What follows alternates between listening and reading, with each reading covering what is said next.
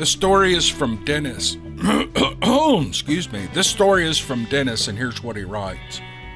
My first encounter with something that couldn't be explained happened to me back in 1987. I was a 16-year-old boy, and I wasn't afraid of anything, at least while my dad and uncles were nearby. It was a family tradition at the time for all of us to wake up at 3 a.m. and travel the hour and a half to our favorite hunting spot, the okay, here we go with a pronunciation mangle. Okmulgee, OKMULGE Wildlife Area in Tuscaloosa, Alabama. Once we arrived to the general area, it was a mile hike back to where we would set up camp. On this particular morning, we were running late, and as we arrived just before sunup, the coyotes were already sounding off in the distance. They made me feel a little unsettled since I was walking into the deep dark forest with just a flashlight, but my dad and my uncles were there to reassure me or at least poke fun of me, making me forget any of my fears about the woods. We had been hunting together for years and, like family, we knew each other pretty well. For whatever reason, the rest of them decided to venture off into the woods, leaving me and my rifle to occupy an old deer stand. To me, it looked like an old outhouse with a small window on either side, and after sweeping the cobwebs out of it with my hands, I closed the door behind me. I looked out the windows and I scanned the woods for coyotes, and around 7 a.m., I noticed a young doe off to my right. She was probably 70 yards away. According to the laws at the time, you could only take a doe on selected days, and I raised my rifle. The doe was laboring to breathe, and it staggered toward the stand, and then it collapsed. Deer run from humans, yet the doe was just lying there motionless. I couldn't pull the trigger on her. And then I heard something rustle in the bushes behind the stand, and I pointed my rifle in the same direction, and I waited a few seconds, but nothing emerged. The doe struggled to her feet and disappeared over the ridge ahead of me. The bushes rustled again, but the noise was coming from a different direction. No sooner than I had refocused my attention, the sound would drift to my right and then to my left. I was spinning in circles trying to figure out which window to aim my rifle out. I was sure a herd of deer were going to fly out of the brush from all directions at any time. And then something slammed into the side of the shooting house with enough force to knock me off my feet, and it was followed by a blood-curdling scream. My back was against the wall, and I slid into a crouched position, and I clutched my rifle. And I panicked, and I burst through the door, determined to outrun whatever had crashed into the stand. When I got to our truck, my uncle was sitting inside the cab. He was having a smoke, and I was out of breath, and I asked why he wasn't out in the woods hunting.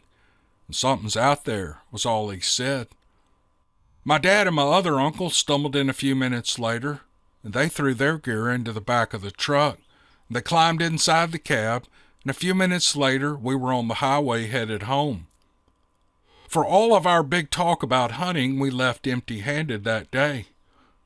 Apparently, each of them had heard the same thing that I had heard, an inhuman scream that echoed through the trees.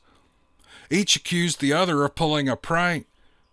I realized whatever had hit the side of my shooting house, it did so with such force that it certainly couldn't have come from any of my uncles or my dad. The Okmulgee Wildlife Management Area is an old Indian burial ground. It's rich in Indian traditions. Just look up Moundville sometime. And that's the end of his story, and all three or four of them had an experience. That's pretty cool. I wonder if, Dennis, if you guys ever talked about it again or speculated on what it could be. I'd be curious to hear about that. But it's a good story. I really appreciate it. It's an exciting story and a hard time to go through for a 16-year-old boy. But it's very cool. Thanks for sending it. All right, welcome to the podcast. My name is Cam Buckner. This is the Dixiecryptid podcast, also known as the What If It's True podcast on any podcast app. Just search for What If It's True. The podcast will come up on Spotify, Apple, Google, Stitcher, any of the podcast app that you use, so give it a try over there. Only thing I could say before we get into the last three stories of this podcast is to remind you of the Alabama Bigfoot Conference on June the 10th in Anniston, Alabama. There will be a link in the description. I know some of the people putting it on. It looks very interesting. I do know this, it doesn't cost anything to get in there, and probably everything in Anniston, Alabama is a lot cheaper than Gatlinburg. So if you ever want to go to a smaller Bigfoot conference, this would be the one to go to. I'm going to try to make it over there on June 10th, so I hope to see you there. I'm not going to have a booth. I'm just going to kind of be wandering around and seeing some friends, and hopefully I'll get to meet some of the people who listen to the podcast. That would be great. All right, enough of that. Let's get on with the rest of the podcast. Let's do this. All right, here we go.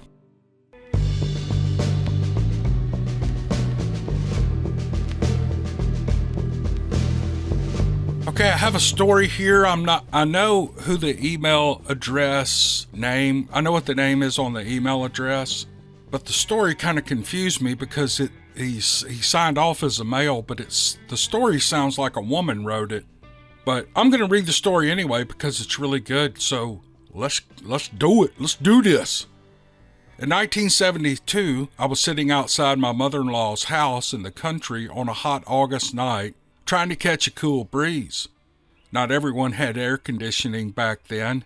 Several of my husband's family members were sitting out there with me, also trying to escape the heat of the summer, when something appeared in the sky above us that made us all look up.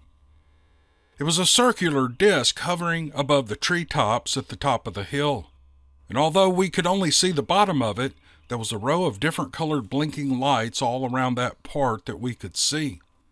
I felt drawn to go up to the top of the hill to get a better look. I walked up, and still carrying my son, and I stood there directly under it for several minutes. I couldn't take my eyes off of it. And at the bottom of the hill, my mother-in-law was calling for me in terror to get back down there to them. Realizing that I might be putting my son in danger, I backed away.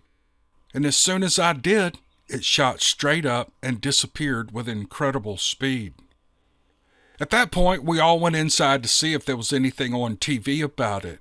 And the newsman was announcing that anyone who saw something strange in the sky shouldn't be worried.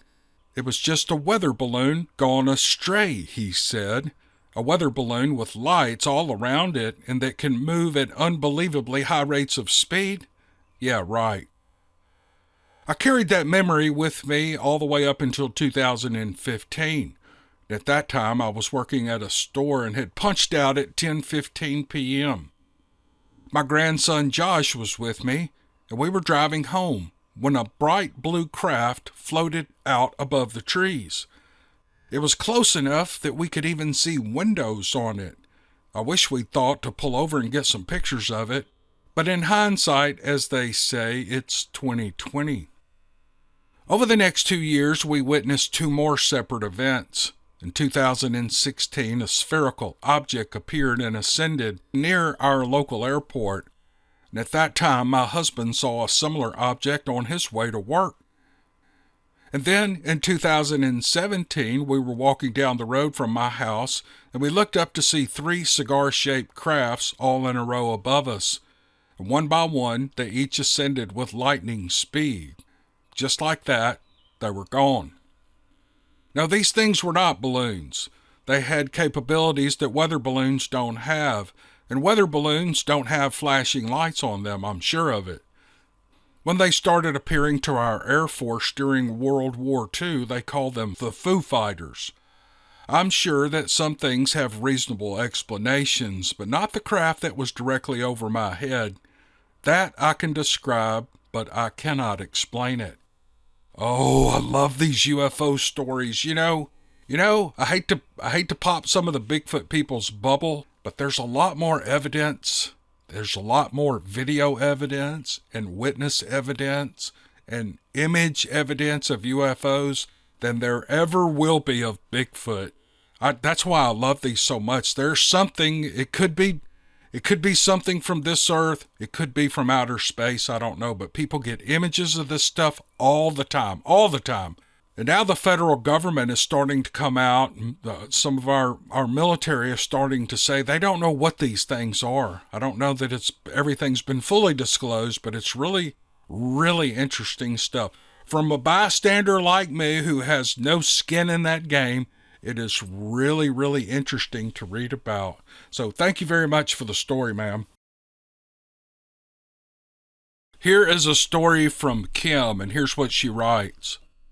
My husband Tim got me into cryptozoology and had done a lot of research on the topic before I came into his life. That crypto bug got a hold of me as well. As truth seekers, we love to find out the real meaning behind various subjects, from natural health to politics, pretty much all the things that don't make sense the way the mainstream gives it to us. Tim and I lived in the United Kingdom. We met in 2012 at a property and business weekend where we immediately felt a deep bond and connection. He still was with his former relation at the time, and we both had some life lessons to go through. We connected daily through Messenger and WhatsApp in February of 2016, and finally we met up again in a flash in mid-July, which felt like the most exciting thing ever. And when we stood face to face, I got psychic flashbacks of our previous lives. I believed we had been Native Americans and had raised 2 children together. Sadly, early death had also claimed him during his former life, and the feeling I always had of deep, intense grief carried over to the present. In 2017, Tim was diagnosed with a recurrent stage 4 breast cancer. After the surgery, we decided to treat it naturally, as our research showed the major bad implications of the available common methods. The doctors gave Tim perhaps a year to live, maybe 2 with the newest chemo, and the potential side effects were horrible. Tim went against the doctors and decided that he wanted a quality of life instead. We learned about RSO, the THC concentrate championed by cannabis advocate Rick Simpson. Because cannabis was and still is stupidly illegal in the UK, we contacted some people in California who create medicine from the plants they grow themselves. They became our dear friends. Tim went to California in September, and I followed suit in November once I retained my passport. He and our friends traveled from Clear Lake Oaks to Mount Shasta, where they stayed at the Bunny Flat campground. In my absence, Tim's first Bigfoot encounter took place. He was on a video chat with me, and our friend Patty wanted to meditate at her favorite spot. They went their separate ways for what was meant to be only 1 hour. It was a gorgeous sunny day on the mountain, so Tim and I walked and conversed for the last 40 minutes until his batteries began getting low and we lost connection. That was when Tim realized he was lost.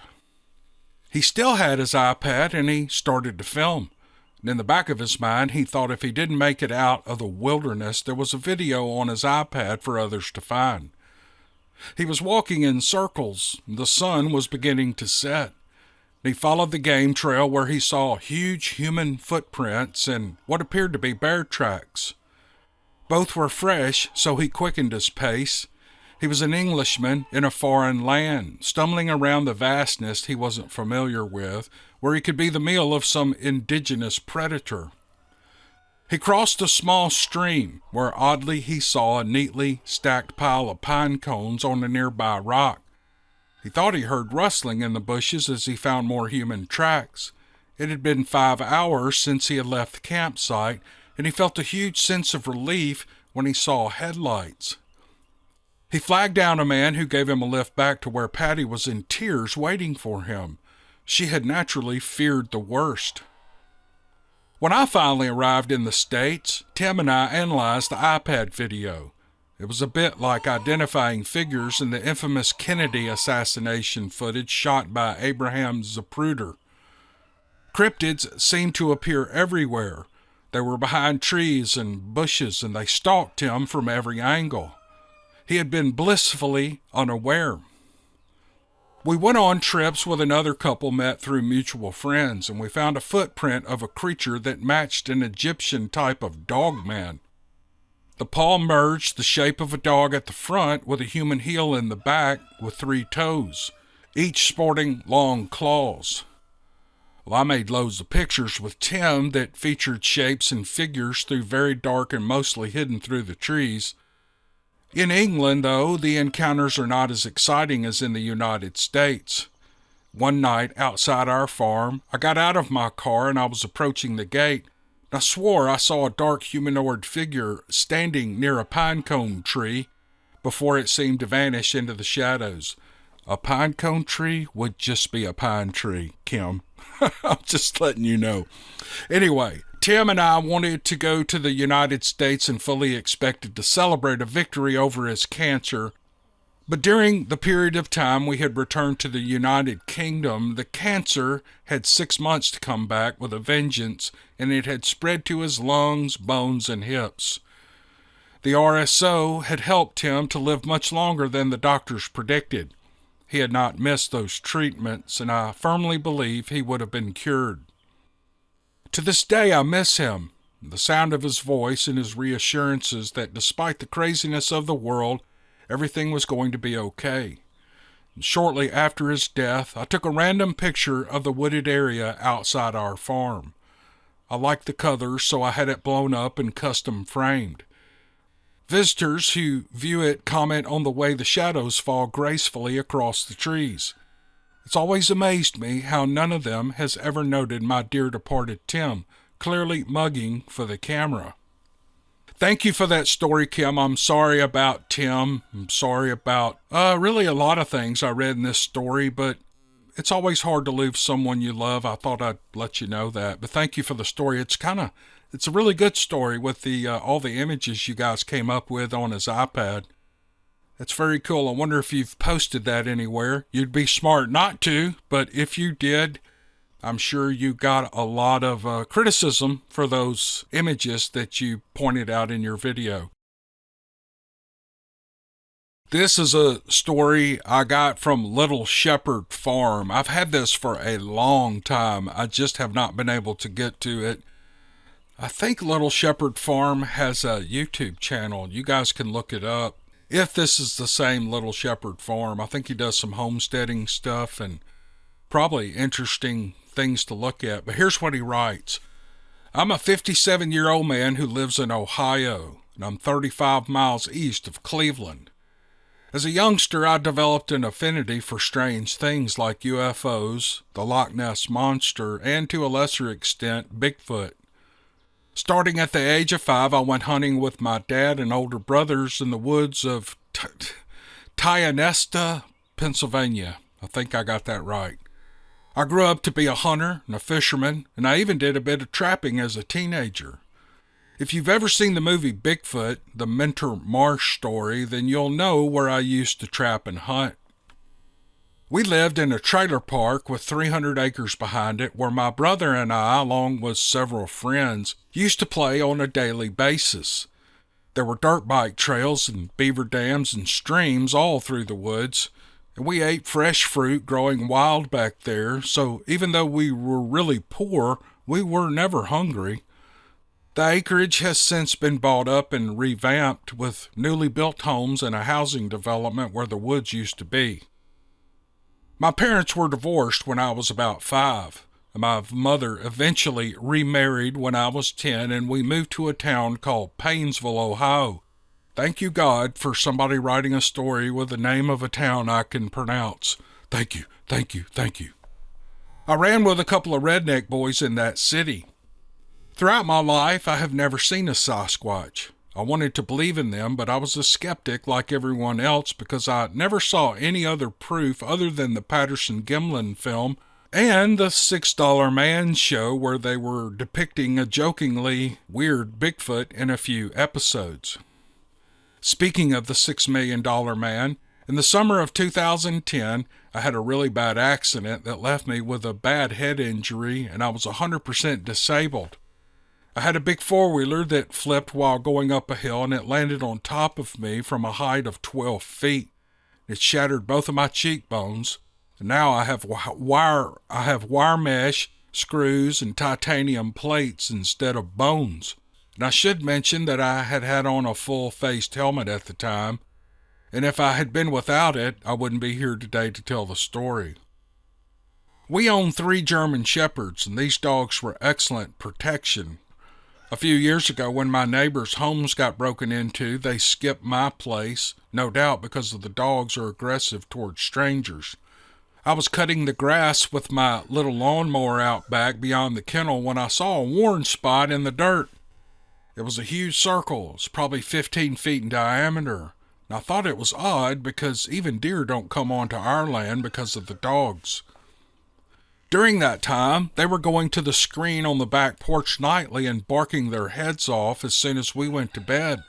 And when you live near woods, you get a little edgy when your animals start acting out. I thought we had some trespassers, human or otherwise. Well, this kept us up for weeks on end, and I wasn't getting any sleep at all. I kept my rifle next to me in my bed. It was 2 a.m. when my dogs once more woke me from a deep sleep. They had roused me so many times for nothing, I stopped getting out of bed. But that night, I decided to get up and use the bathroom, and then go take a look, and I grabbed my rifle. There was something moving around out there. The limbs on the big pine trees were waving back and forth. I took aim and turned on the red laser light and put that bead right in the middle of whatever was looking at me. It appeared to be enormous as it loomed over the top of the kennel fence before it lumbered out of view. Perhaps I'd only gotten a glimpse of what a lot of Bigfoot researchers derisively call a blob squatch, where someone aims a camera into the field of trees and they point to a particular dark spot and insist that they photographed a cryptid when it's really nothing more than a power of suggestion. I still don't believe I've ever seen a Sasquatch. And as a skeptic, I don't know whether that counts as good luck or bad. Well, join the skeptic crew because I'm a skeptic. I'm not saying I don't believe, but I'm not saying I do. I'm saying there's an awful lot of stories about it, but that, without a body or without a specimen or capturing one, it's never going to be proved as true. It's just not. There's no way it's going to happen. But it could have been a Sasquatch